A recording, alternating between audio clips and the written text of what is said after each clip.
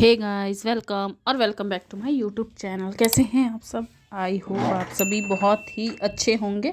तो आज ब्लॉग की शुरुआत हो रही है सुबह सुबह ध्रुव के लिए लंच बनाने से। तो यहाँ पे मैंने आलू को किस लिया है कद्दूकस में, क्योंकि भर स्टफ़ करके थोड़ा सा हैवी हो जाता है और थोड़ा चेंज भी करके देना पड़ता है, वरना वो तो खाता ही नहीं है। तो यहाँ पे सबसे पहले मैंने आलू को किस लिया है। 3 छोटे छोटे आलू थे। पहले पापा जी को नाश्ता दे दिया, वो चले गए। उनके लिए मैंने बनाई थी प्लेन रोटी और साग। और उसके बाद यहाँ पे ध्रुव की तैयारी हो रही। तो सुबह इतनी भागम भाग रही थी, इतनी भागम भाग रही थी कि मैं क्या बताऊँ। पहले हम लोग अपनी मम्मी को देखते थे ये सब करते हुए, और अब हम लोग खुद ही कर रहे हैं। तो उसके बाद फिर इसमें मैंने डाली थोड़ी सी कस्तूरी मेथी। मतलब मैंने इतना कुछ डाला है, लेकिन बहुत ही अच्छा फ्लेवर और टेस्ट निकल के आया। तो आप लोग भी अपने बच्चों के लिए बना सकते हैं। और सर्दियों में तो पराठे वगैरह बहुत ही अच्छे लगते हैं। आई नो ठंडे हो जाते हैं लंच में, लेकिन फिर भी। उसके बाद यहाँ पे मैंने अजवाइन डाली है थोड़ी सी, मैश मतलब हाथों से ना उसको रगड़ के डालना है ऐसे दबा दबा के, जिससे कि उसका जो फ्लेवर है ना वो बहुत ज़्यादा आए अच्छे से, है ना। उसके बाद फिर इसमें मैंने डाला है हींग, क्योंकि हींग से डाइजेशन अच्छा रहता है, इसीलिए। तो पूरी रेसिपी मैंने यहाँ पे शूट की है, जिससे कि आप लोगों के लिए भी थोड़ी सी हेल्पफुल हो सके। और अगर वीडियो अच्छी लगी तो मेक श्योर चैनल को सब्सक्राइब कीजिएगा, वीडियो को लाइक कीजिएगा एंड ज़्यादा से ज़्यादा शेयर कीजिएगा। उसके बाद मैंने इसमें सारे रेगुलर मसाले डाल दिए, हल्दी, मिर्ची। अब आपके बच्चे के ऊपर डिपेंड है, अगर वो ज़्यादा तीखा खाते हैं तो आप ज़्यादा डालिए, नॉर्मल खाते हैं तो नॉर्मल डालिए, नहीं खाते तो मत डालिए। तो यहाँ पे ध्रुव खा लेता है तीखा, तो इसीलिए मैंने यहाँ पे डाली है लाल मिर्ची 1.5 से 2 चम्मच। मैं ना क्वांटिटी इसलिए नहीं बताती हूँ, क्योंकि मुझे ऐसा लगता है कि सबके यहाँ अलग अलग लोग रहते होंगे। ये तो, और ये सब चीज़ें तो ऐसी कि अगर आटा लगा के भी रख दो तो ऐसे कोई प्रॉब्लम नहीं। उसके बाद मैंने इसमें डाला मैगी मसाला, जो कि बच्चों को बहुत पसंद होता है। फिर मैंने इसमें डाला नमक। उसके बाद मैंने इसमें डाला थोड़ा सा घी। ध्रुव भी वैसे तो घी नहीं खाता है, लेकिन इसमें डाल देते हैं तो उतना पता नहीं चलता। और आप चाहें तो इसमें ऑयल भी डाल सकते हैं, ज़रूरी नहीं है कि घी ही डालना है, तो ऑयल भी डाल सकते हो। उसके बाद सबको अच्छे से आपको हाथों से मसल मसल के ना पहले मिक्स कर लेना है, क्योंकि आलू जो है ना उससे भी काफ़ी ज़्यादा आटा सॉफ्ट हो जाता है। तो पानी हल्का हल्का डाल के ही करना है, क्योंकि एकदम से अगर आप आटे जैसा जैसा आटा गूँथते वैसा पानी डालेंगे ना तो कई बार वो गीला हो जाता है आटा। इसीलिए थोड़ा थोड़ा करके थोड़ी थोड़ी क्वांटिटी में पानी डालिए और अच्छा सा एक डो बना लीजिए, जैसे कि रोटी पराठे का बनता है। एंड फिर उसको चाहें तो घी में सेकिए या फिर तेल में सेकिए, जिसमें आपका बच्चा खाता हो, जिसमें आप कंफर्टेबल हो उसी में सेकिए, ठीक है। तो यहाँ पे ये डो लगा के हो गया था। मैं थोड़ा थोड़ा पानी डाल रही थी, क्योंकि एकदम से ढलले से डाल दोगे ना तो फिर वो गीला हो जाता है आटा, इसीलिए। तो यहाँ पे मैंने थोड़ा थोड़ा पानी डाल के आटे का डो एक तैयार कर लिया था। उसके बाद फिर मैंने बनाया, फिर मैंने ध्रुव को उठाया। सुबह सुबह सुबह तो बता ही नहीं सकते, इतनी भागम भाग हो जाती है और इतनी सारी चीज़ें करनी होती है, इतना मतलब क्या ही बताऊँ मैं। और जब कैमरा भी लगाना होता है, शूट करना होता है, तो फिर और भी ज़्यादा कि इधर लगाना है तो शूट हो पाएगा, उधर लगाना है तो शूट हो पाएगा। और थोड़ी सी मुझे शर्म भी आती है, मम्मी जी देखती हैं या फिर मेरे हस्बैंड देखते हैं तो, लेकिन फिर मम्मी जी से तो नहीं आती, हस्बैंड से आती है।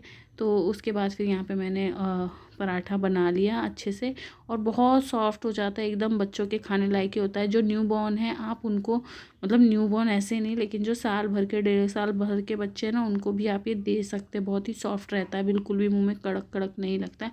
उसके बाद फिर मैंने ध्रुव का लंच वंच दे दिया था, फिर ध्रुव चला गया था। उसके बाद फिर मैंने आगे का खाना बनाया, जिसमें मैंने बनाया था साग। और उसके बाद में उधर बन रहे थे मेरे चावल। उससे पहले मैंने रोटी सब्जी वगैरह बना के रख दी थी। हमारे यहाँ दिन में पूरा खाना बनता है, दाल चावल 3 सब्जी रोटी सारी चीज़ें, तो इसलिए ना हमारे यहाँ किचन में बहुत ज़्यादा टाइम चला जाता है, लेकिन क्या कर सकते हैं। तो वो चीज़ है। इधर फिर चावल बन रहे थे, फिर चावल बन गए। आज मुझे करनी थी थोड़ी सी सफाई, किचन में बहुत गंदा हो रहा था, क्या बताऊँ मैं। जैसे कि आप देखना, खाना वाना तो बन गया है, मुझे करनी है वो जो है ना एडजस्ट फैन, उसको क्लीन। तो चल, तो ये साफ़ करना बहुत ही डिफ़िकल्ट टास्क है, क्योंकि ना एक तो इसमें जगह नहीं है, तो बहुत ही डिफ़िकल्ट टास्क है ये साफ़ करना। क्योंकि एक तो ना हमारा ये जो खिड़कियों में जो ये हैं वो बहुत छोटे छोटे हैं, तो उसमें हाथ भी नहीं जा पाता। और इतना ऑयल हो जाता है ना इसमें, इतना ये चिक चिक चिक चिक हो जाता है, ऑयली हो जाता है कि मैं क्या बताऊँ। लेकिन ना ये टपक रहा था, तो फिर वो बर्तनों पे या किसी किसी चीज़ पे गिरता है ना, वो बहुत चिप चिप लगता है। इसलिए मैंने सोचा कि चलिए कर लेते हैं। तो मैं आपसे ये कहना चाह रही थी कि शादी से पहले तो हम लोग इन सब चीज़ों पे ध्यान भी नहीं देते कि मम्मी क्या साफ़ कर रही है, घर में क्या गंदा है।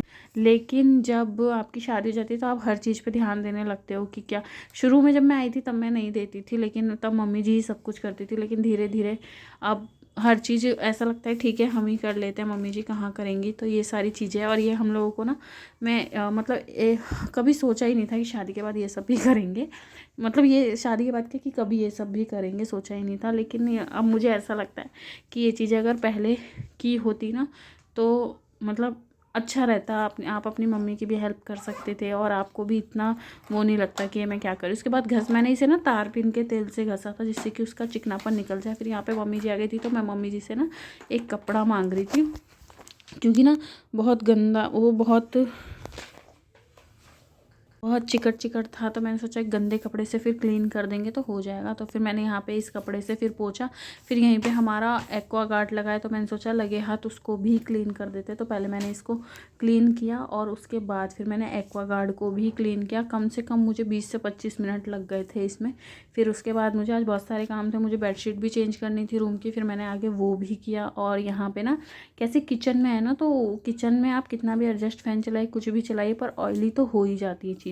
तो मैंने सोचा अब जब ऊपर चढ़ी हूँ तो मैं ये भी क्लीन कर देती हूँ। तो फिर मैंने इसको भी अच्छे से क्लीन कर दिया, उसका पेपर चेंज कर दिया और बस थोड़ा सा साफ़ हुआ, बहुत ज़्यादा नहीं हुआ। इस पर क्या करना पड़ेगा ना, इस पर पेंट करना पड़ेगा तब ये फिर अच्छे से हो जाएगा। तो वही चीज़ें हैं। और बस आप लोग भी ऐसी क्लीनिंग करते ही होंगे डेफिनेटली, हाउसवाइफ को तो करना ही पड़ता है। गाइस अभी इस रूम हालत कुछ ऐसी है और जब मैं इसमें मेहनत करूँगी, अभी ये सारी चीज़ें ठीक करूँगी, उसके बाद आपको दिखाती हूँ कैसी है। तो अभी इनका था बर्थडे उस दिन, जैसे कि आपने देखा। तो वो बर्थडे पे ध्रुव ने गिरा दिया था केक वगैरह, तो फिर इसीलिए मैंने सोचा चलो इसे चेंज कर लेते हैं। और यहाँ पे मेरा कुर्ता भी थोड़ा सा गीला हो गया था क्योंकि मैंने वो साफ़ किया था ना, इसलिए। तो यहाँ पे फिर मैंने बेडशीट चेंज की और ये हमने दिवाली पे निकाली थी, तो फिर अब उसे हम रेगुलर बिछा। हम ना ऐसा करते हैं जैसे अब ये दिवाली पे निकाली ना तो नेक्स्ट दिवाली तक 3-4 चादरें हैं जो हम निकाल लेते हैं, तो फिर वो 1 साल तक चल जाती है। फिर नेक्स्ट दिवाली हम नई नई, तो इसीलिए फिर मैंने सोचा चेंज कर लेता। और काफ़ी अच्छी ये ऐसी जो चादरें होती है ना, ये थोड़ी जयपुर वाली लुक देती है, राजस्थानी लोगों को। इसमें हाथी घोड़े सब बने रहते हैं, लेकिन ये बहुत अच्छे से स्टिक हो जाती है। अगर आपके घर में छोटे बच्चे ना तो अगर आपके घर में बच्चे हैं ना तो आप सैटन वगैरह की जो चादरें होती है या पॉलिस्टर की चादरें होती है ना, वो तो फिर आप दिन भर ही ठीक ही करते रह जाएंगे। इसलिए कॉटन की चादर जो होती है वही अच्छी होती है, वो एकदम से स्टिक हो जाती है। तो यहाँ पे मैं वही कर रही हूँ। और ये जो आपको मेरे पैर पे निशान दिख रहा है ना, ये पता नहीं क्या ही हो गया है। इसे मैं कितना भी क्लीन साफ़ करने की कोशिश करती हूँ लेकिन नहीं होता है, पता नहीं क्यों ऐसा हो गया है। तो उसे थोड़ा सा इग्नोर कीजिएगा। और यहाँ पर मेरी बेडशीट बिछ चुकी थी। मेरी आधे घंटे की मेहनत के बाद रूम कुछ ऐसा दिख रहा है।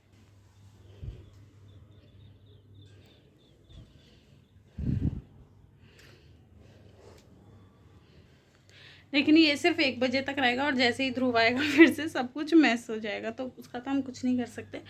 और अब इस ब्लॉग को यहीं पे एंड करते हैं। मैं जा रही हूँ नहाने, उसके बाद फिर नया ब्लॉग स्टार्ट करेंगे। बाय।